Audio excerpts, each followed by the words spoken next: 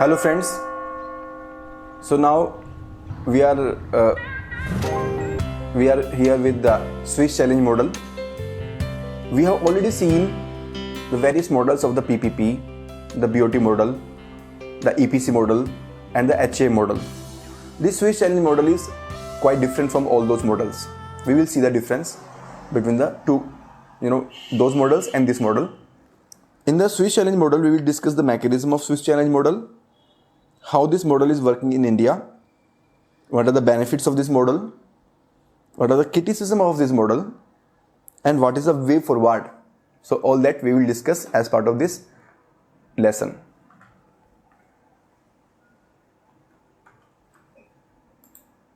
Now, let us see the basic differences between the two kinds of models.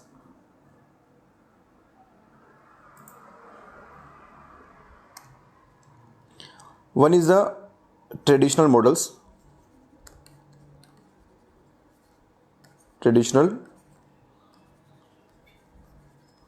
PPP models, and another is the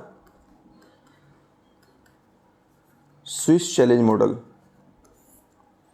So if we see in the traditional models, there is government, and the government will invite the tenders. It will issue the tender and it will invite the proposals, and there are a lot of private parties which will come and submit the proposals. So these private parties, they will submit the proposal, and out of these proposals the government will choose the lowest cost model. So whichever proposal is having the lowest cost, that model will be chosen, that project will be chosen, that party will be chosen, and the project will be awarded to that particular party. The project is awarded. Now, what is the problem with this model? So the problem with the traditional model is that the process starts with the government, and any work that is done by the government takes a lot of time. So this flow of time consuming process is there. And another aspect is that in the recent times, the private sector is becoming efficient in terms of finance also, in terms of the efficiency also.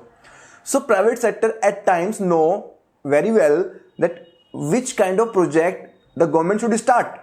So private sector should also have some kind of opportunity where it can start the process of awarding the contract, right? So this opportunity is given in the Swiss challenge model, right? So in the traditional model, the process is started by the government, but in the Swiss challenge model, the process is started by the private party. So there is a private party, and this private party will submit its proposal to the government without any invitation of the proposal from the government side. That is why this is called as unsolicited proposal, right?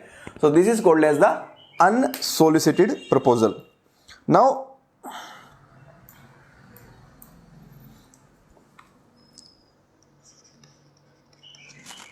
this private party one has submitted the unsolicited proposal to the government. Should the government award the project to the private party directly? This private party one, for example, this private party is the Reliance. So should the government award the project directly to the Reliance? No, government can't do that. So what government will do? The government will publish this proposal on its website. Now the government will open the proposal for all the other players and say that I have one proposal regarding this project, please submit your proposal or give your suggestions, give your ideas for this project. So now, for example, there are various players, private party 2, private party 3, 4 and so on, and they also submit their own proposals. Out of these proposals, let us suppose the proposal of private party 3 is the best, and let us suppose this private party 3 is the Tata. Now the government has two proposals which are best. One is the proposal of Tata and another is the proposal of Reliance. Now what should be the criteria? What should be the process? What is the criterion process through which the government will award the contract? So in such case, assuming that the proposal given by the Tata is much better than the proposal given by the Reliance in terms of the quality, in terms of the cost, so the government will ask the Reliance that I have a counter proposal on the project that you have submitted, and I am getting this project done at low cost with better quality, but I am not awarding that contract to the Tata. I am giving first opportunity to you. So if you can match your offer with the Tata, then I have a, I will give this award to the you, right? So the point is that the first right of refusal is given to the Reliance. So the party who has originally submitted the proposal for the first time, the original proposer will get the right to refusal. And in case the Reliance is able to match the proposal of the Tata in terms of the quality and in terms of the cost, then Tata will get the project. Otherwise, then Reliance will get the project, and otherwise it is the Tata or the second proposer who will get the project. So this is how the Swiss challenge model works, right? So now, what is the difference between traditional model and Swiss challenge model? So in the traditional model, again, in the traditional model, the process was started by the government, and in the Swiss challenge model, the process was started by the private party. In the Swiss challenge model, the importance is given to the ideas of private party, right? So private party has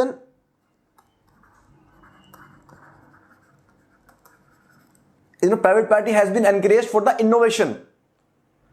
The private party is valued. The role of private sector is encouraged in the Swiss challenge model, and the time for awarding the contract is reduced. So these are the two important benefits of the Swiss challenge model. Now let us see the Swiss challenge model in detail.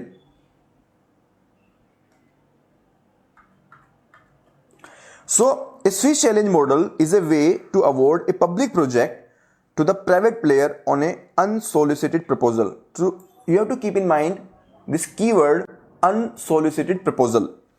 Without an invitation from the government, a private player with credentials can submit a proposal to the government for development of an infrastructure project with exclusive IPR rights. That proposal will be made online, and a second person can give suggestion to improve the proposal. So second person may be Tata.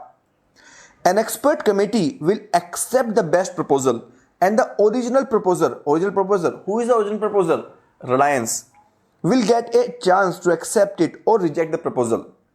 In case the original proposer is not able to match the more attractive and competing counter proposal, means if the Reliance is not able to counter the proposal of the Tata, the project will be awarded to the counter proposal, that is the Tata.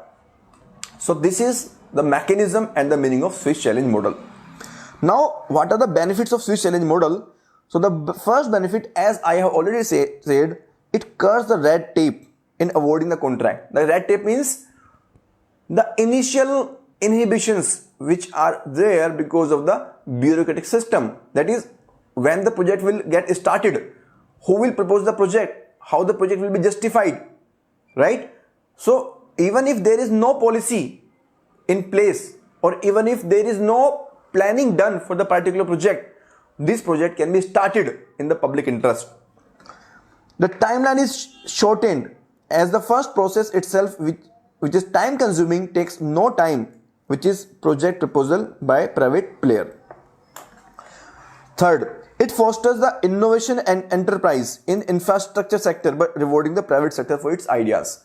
So, if the private sector has good ideas, for example, in the energy sector, if a company, if a private party knows that which field is better for the oil and gas, then it can go to the government and say that please allow us to explore this particular oil and gas field, and we will give you best returns.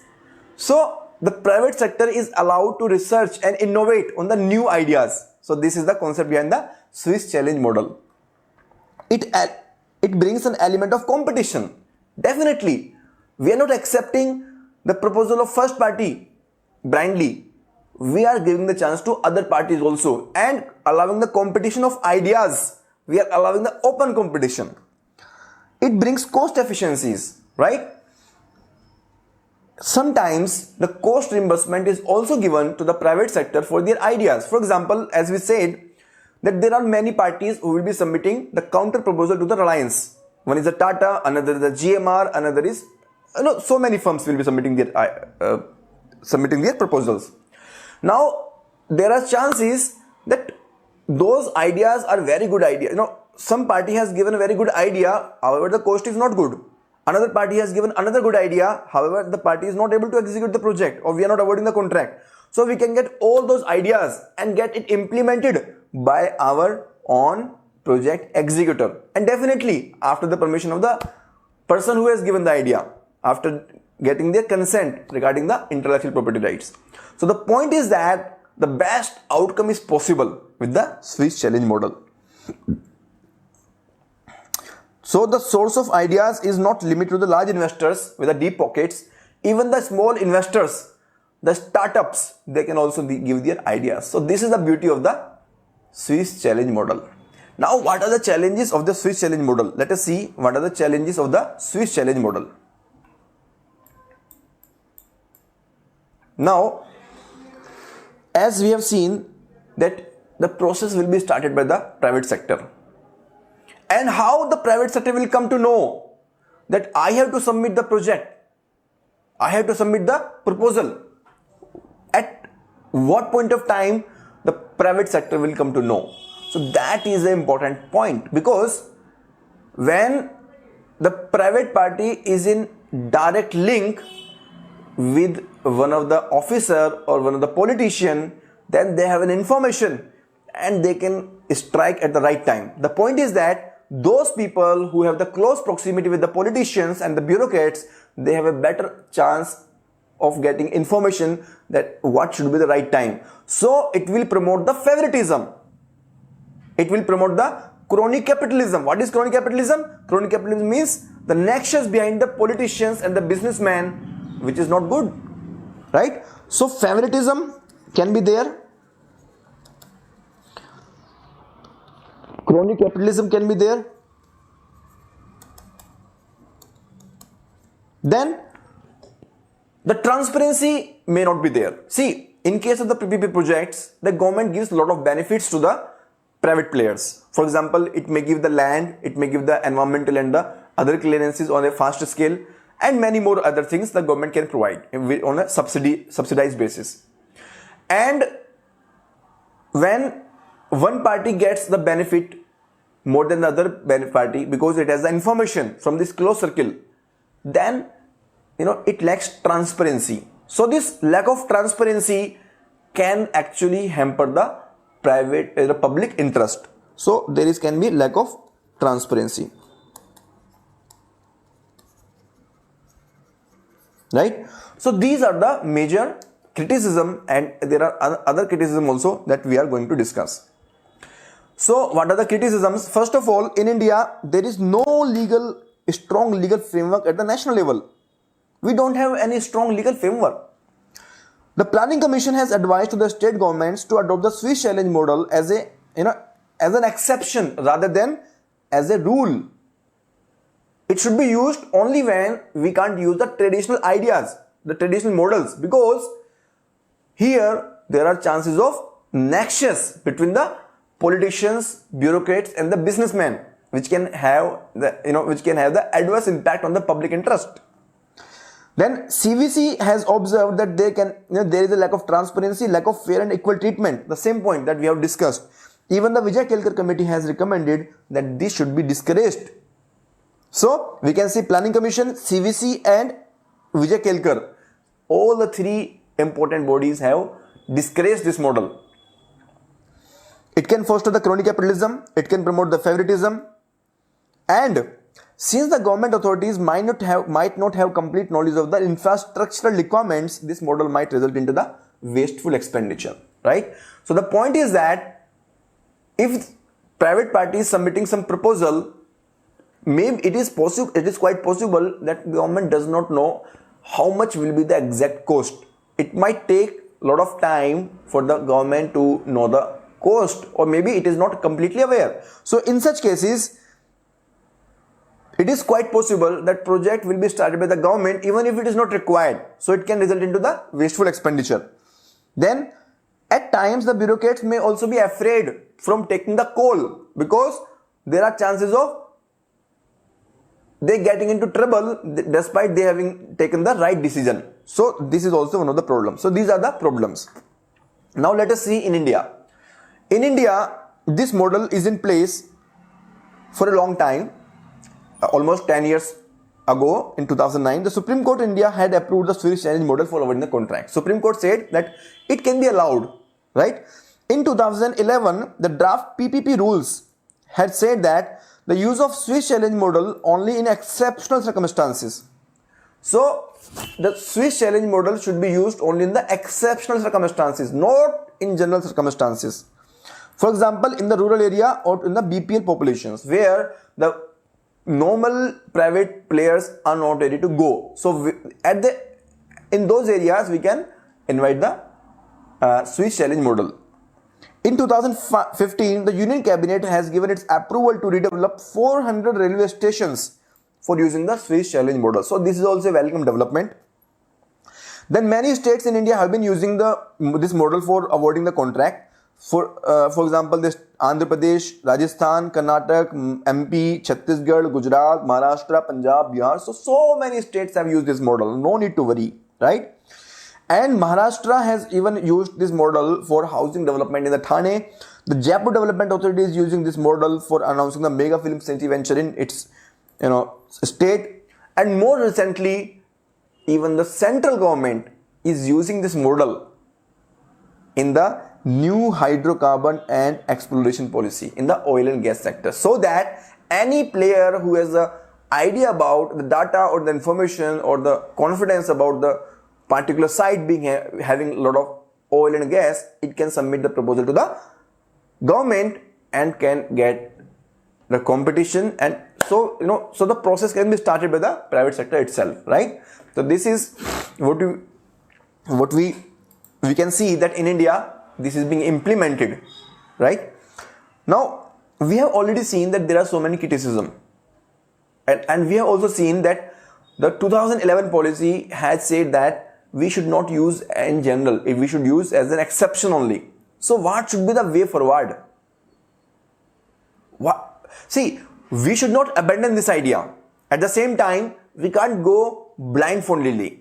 What we should do, we should introduce some kind of checks and balance so that we can introduce this idea.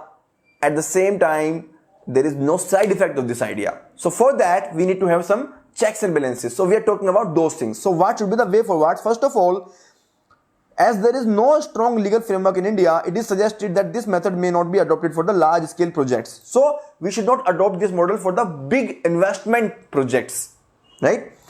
This method should be avoided in the highly commoditized bids like electricity generation or highly regulated sectors such as the telecom. This method is more suitable to the projects where creativity and design and innovation are the key determinants to the project success.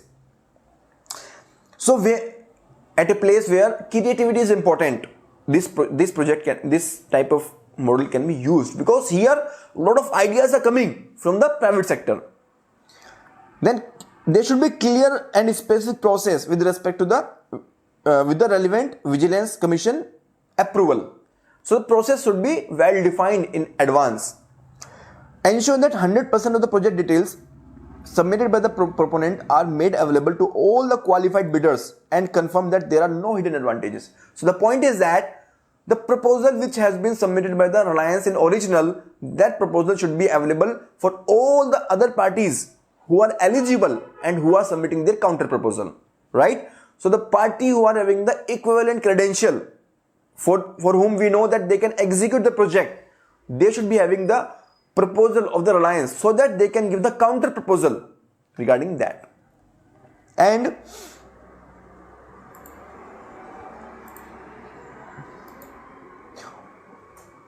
on all elements of service delivery and key configuration aspect, upper and lower bounds have to be specified, right? So as far as the service delivery is concerned, so physically there is a one pitfall which can happen in the Swiss challenge model, that the counter proposals may be given by the other parties, but they might lower the service standard in a bid to reduce the cost of the project. So the point that we are trying to make is that there should be the upper range and the lower range regarding the service delivery parameters, and inside those parameters only the project should be accepted.